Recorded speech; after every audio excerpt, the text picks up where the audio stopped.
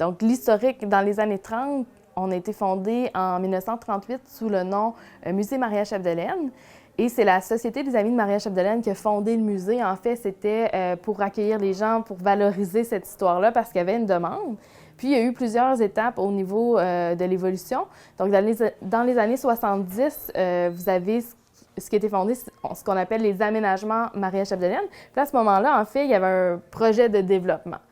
Et dans les années 80, il y a eu un autre projet de développement dont M. Hébert connaît quand même bien les détails, avec le changement de nom, entre autres. En 80 et quelques, 84 précisément, le gouvernement du Québec, par la voix de Clément Richard, qui était ministre de la Culture, a décidé de construire un musée, un pavillon contemporain ici, parce qu'il y avait déjà certains aménagements. Donc, de construire un bâtiment vraiment nouveau, contemporain, comme je viens de dire, à la mémoire de Louis Hémon, qui est l'écrivain qui a produit ce fameux roman Maria-Chapdelaine. Et là, on est à l'avènement, en fait, à l'approche justement, un nouveau moment de développement. Presque une renaissance, on peut dire ça. Exactement. Presque une renaissance. Au niveau du musée. Oui, on va te regrouper bientôt là, au cœur du village. Le musée a un mandat de conservation, de diffusion. Donc là, à ce moment-là, c'est sûr que ces deux volets-là du mandat, à travers les expositions, c'est comme ça qu'on le voit. Et on a un mandat d'éducation aussi. Donc, vous avez, par exemple, d'autres activités. La programmation est très riche, très variée, puis va changer selon les périodes. Donc, on a des activités jeunesse, on a des activités éducatives, on a un programme éducatif qui est mis en place depuis plusieurs années, puis qui va vraiment essayer de répondre aux besoins, puis à la réalité des écoles, à travers différentes activités qui sont vraiment en lien avec les objectifs des programmes. Ensuite, vous avez aussi des activités, des animations théâtrales parfois, des animations jeunesse. Donc, c'est vraiment très, très varié.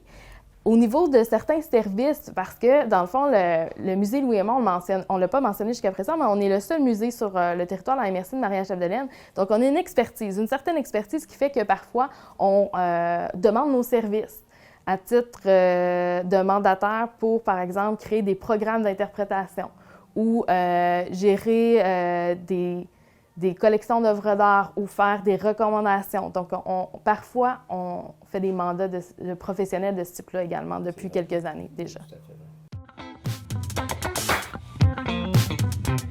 Ça varie. Ça varie selon les besoins. Je dirais qu'en moyenne, on parle de 5 à 7 employés. Donc, pour une moyenne de peut-être 5 personnes et demie, 6 personnes généralement. Donc, vous avez une personne à la direction générale, vous avez une personne à ce qu'on appelle l'action culturelle et les collections, donc la programmation, mais aussi la gestion des objets de collection. Puis, vous avez une responsable à la boutique. Et ensuite, vous avez plusieurs employés étudiants qui vont varier là, au niveau du nombre puis au niveau du titre d'emploi selon les années. Il y a à certains moments, je me rappelle de certaines activités qui avaient lieu dans la maison Samuel Bédard, où il y avait des conteurs, des gens qui venaient de manière bénévole. Je me souviens de gens de certain âge, mon père, Madame Chiquette, qui est venue raconter des histoires. Ces gens-là n'étaient pas payés. Ils sont venus à cause de l'amour de l'histoire puis de pouvoir raconter. Donc, il y a certains bénévoles là, puis on en a d'ailleurs qui... exemple, il y en a qui sont chargés de la sécurité. Oui. Je pense. Il y a quand même un certain nombre de personnes qui s'impliquent. Puis il le faut dans des petites communautés comme la nôtre, puis aussi avec le musée, on peut pas employer des centaines de personnes. On n'est pas capable de ça. Par contre, on demeure encore une fois optimiste pour l'avenir. On a 3 types de membres, en fait. Vous avez les membres actifs qui sont, dans le fond, qui doivent répondre à 3 critères. Ça peut être monsieur, madame, tout le monde. Donc, tout le monde est invité à devenir membre. Vous devez avoir plus de 18 ans. Vous devez remplir tout simplement notre formulaire d'adhésion et vous devez également payer votre adhésion, votre contribution annuelle. Donc, c'est les 3 seuls critères. Et il y a différentes sous-catégories au niveau des membres actifs. Vous avez, entre autres, les individus, les familles, vous avez le corporatif, puis vous avez aussi des bienfaiteurs, des gens qui voudraient simplement là, donner. Et ensuite, vous avez aussi ce qu'on appelle les membres honoraires. Ça, en fait, c'est le conseil d'administration qui peut décider de nommer quelqu'un à titre de membre honoraire et généralement, c'est parce que cette personne-là a contribué de manière exceptionnelle à l'essor, au développement de l'organisation. Le privilège qui vient avec ça, c'est d'entrer gratuitement au musée. On peut, autant que ont ce privilège-là, les membres actifs, assister aux assemblées générales annuelles. Par contre, on n'aura pas le droit de vote si on est membre honoraire. Par contre, eux, les membres actifs, ont des privilèges qui sont un peu différents. Donc, ils vont pouvoir venir être accueillis au musée, visiter avec un tarif préférentiel, mais ça ne sera pas gratuit pour eux dans ce cas-là. Donc, ces privilèges-là, en fait, pour les membres actifs, vont varier chaque année, puis ça va être décrit sur la carte de membres d'adhésion. Et la dernière catégorie de membres, en fait, c'est les membres fondateurs. Les membres fondateurs, en fait, c'est 13 personnes qui ont contribué à la fondation des aménagements de Maria-Chapdelaine, qui est, dans le fond, je vous dirais, la première étape au niveau de la modernité du musée dans les années 70. Ces gens-là, dans le fond, n'ont pas de contribution à payer annuellement, peuvent assister aux assemblées générales annuelles, ont un droit de vote et peuvent venir visiter quand ils le souhaitent, gratuitement. On a plusieurs plateformes. Donc, vous avez notre site Web qui est mis à jour régulièrement.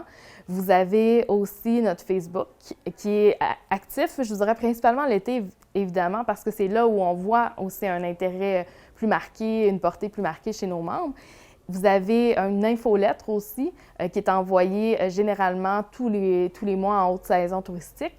Puis, pour ce qui est du projet, en fait, on participe à une plateforme donc collective avec la municipalité de Péribonka, entre autres, et la Corporation de soutien économique de Péribonka, qui s'appelle Chantier touristique Péribonka au www, donc chantiertouristiquepéribonka.ca.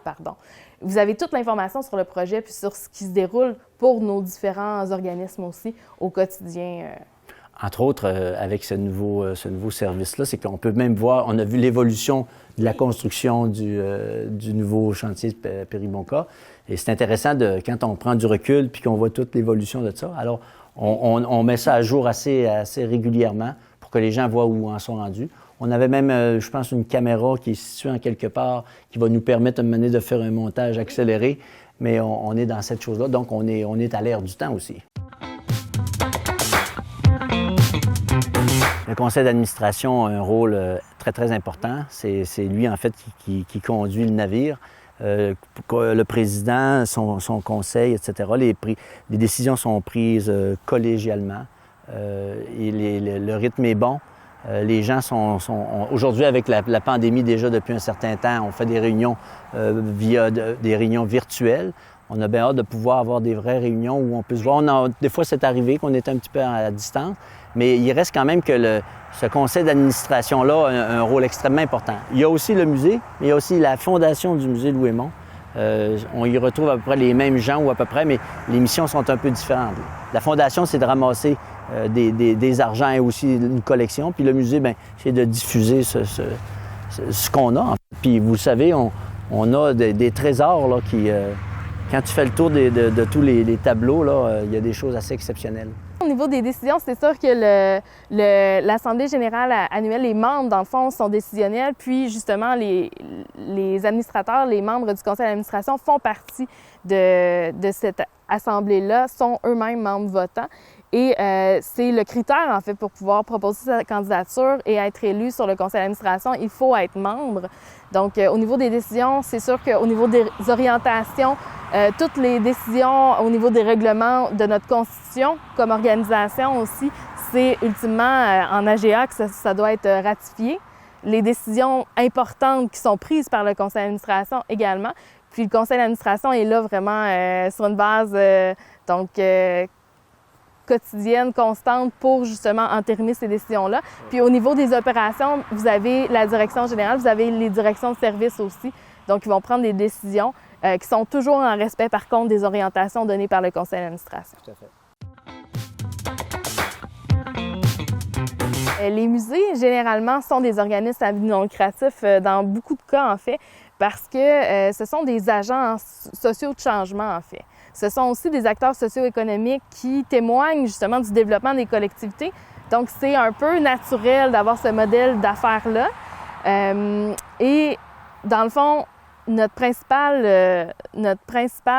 mandat sous-jacent à toutes nos activités, au final, c'est de transmettre, de contribuer, de constituer et aussi de participer à la création de l'identité culturelle, être un vecteur d'identité et aussi transmettre le patrimoine. Donc, tout ça, en fait, c'est des choses qui participent à la collectivité. Donc, comme je le mentionne, c'est vraiment naturel là, de le faire. C'est sûr que le bien commun, en fait, c'est au final ce qui est notre principal moteur. Donc, tout ce qui est au niveau, par exemple, de nos revenus, c'est toujours réinvesti pour offrir des meilleurs services, vraiment que notre mission soit remplie de la meilleure façon possible. Alors que si on était une entreprise privée, à ce moment-là, on n'aurait pas cette obligation-là de redonner, dans le fond, dans nos propres services, nos propres interventions. Alors que là, c'est vraiment le vecteur principal, le moteur principal de tout ce qu'on fait. Puis en étant un modèle différent, on a droit aussi à des apports puis des subventions. Exactement. Si on était une entreprise privée, on n'aurait pas ces avantages-là. Exactement. Bien, avec beaucoup d'espoir, parce que le fait de le resituer au cœur du village va être probablement un gage de succès. Parce que l'éloignement, malheureusement, de Péribonka, parce qu'on est quand même à quelques kilomètres d'ici, ça a posé certains problèmes avec les années. Pas parce que le sujet n'est pas intéressant, c'est que l'accès est un petit peu difficile. Lorsque les gens arrivent ici sur la 169 à 100 km/h, lorsqu'ils ont passé le musée, ils disent « Oups, on a manqué le musée. » Et quand ils s'en viennent de l'autre côté en direction d'Alma, bien, il faut qu'ils surveillent derrière s'il n'y a pas d'autres voitures qui arrivent à grande vitesse. Donc ça, le problème de situation géographique a causé un petit peu une baisse d'achalandage, il ne faut pas le nier. Donc, en le regroupant encore une fois au cœur de l'activité périboncoise, avec le camping à proximité, la marina, les gens du village eux-mêmes. Alors, on est très heureux là, du succès qui s'annonce. Et en plus, au niveau de nos infrastructures, ça nous permet vraiment de les bonifier. Donc, c'est sûr que nos aménagements avaient certaines problématiques où on se trouve actuellement, mais dans le cadre du projet, on peut justement venir améliorer notre emplacement, nos infrastructures. Entre autres, la maison Samuel Bédard va avoir des travaux de restauration et tout ça, en fait, étant donné qu'elle est classée puis que c'est patrimonial, c'est sûr que les coûts de ces projets-là sont souvent élevés. Donc, c'est vraiment une opportunité majeure d'améliorer nos infrastructures aussi. De se trouver des chums? C'est un excellent conseil! Oui. Se trouver du monde parce que l'économie sociale, c'est basé avec un groupe. Ça ne peut pas se faire d'une autre manière. Alors, diffuser l'information, essayer de se regrouper ensemble. En fait, c'est de trouver aussi un service ou un produit qui est mobilisateur, qui mobilise justement ces gens-là, qui mobilise aussi la clientèle, puis d'entrer en dialogue, d'écouter, d'être vraiment ouvert aux suggestions des gens, puis par contre, d'être très déterminé. Parce que c'est sûr que, comme le dit M. Hébert, c'est collectivement ensemble qu'on réussit, mais ça demande vraiment beaucoup de détermination, à mon avis. Toutes les entreprises d'économie sociale, c'est des agents de changements sociaux, en fait. C'est des acteurs socio-économiques qui participent collectivement, justement, à transformer ces collectivités-là, qui sont un reflet de ces collectivités-là. Pour moi, c'est ça, en fait. Être un service pour la population, au service de la population par la population, finalement.